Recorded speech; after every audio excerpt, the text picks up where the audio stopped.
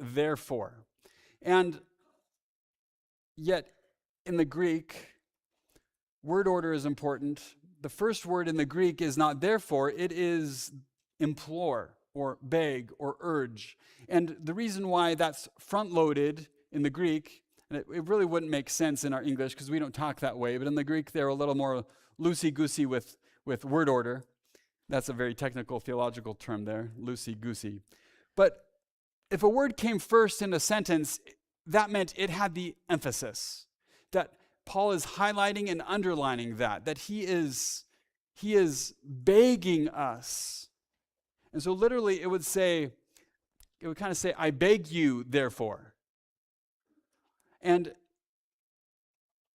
he's not commanding us. I mentioned how there's 41 commands in this entire book, but in these 6 verses, even though it's telling us to do something, he's not commanding us to do something. We see Paul putting himself in a different posture, and it's that of a prisoner of the Lord.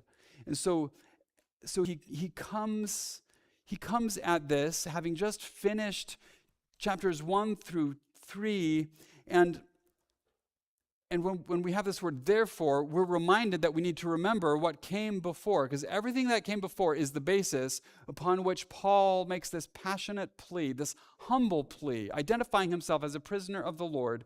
And so really, this passage with the therefore and Paul's urging is the conclusion to what came before. And what came before is what God had done. And what now Paul is leading us into now is what we must do in response.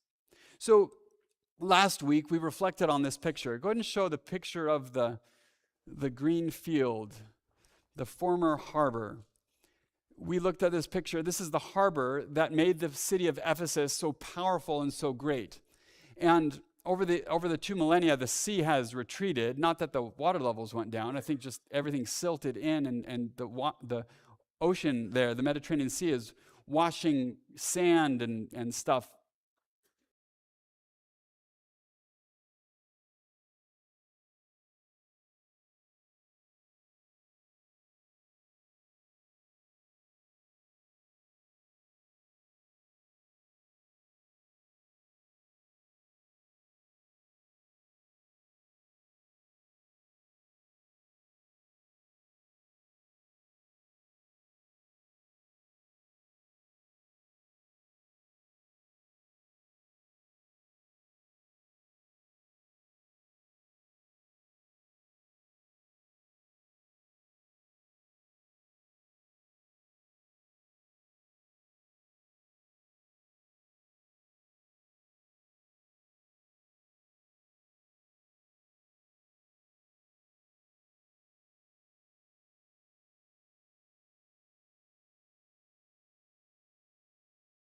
Have been blessed with every spiritual blessing. Everything that God has given to Jesus is ours if we are in Christ. Once we were spiritually dead, now we are alive in Christ. Once we were far off, we had no Messiah, we had no citizenship in his family, no citizenship in his kingdom, no promises, no hope without God. But now, because of Christ, we who were once far have been brought near. We're now fellow citizens, part of God's family. We have peace.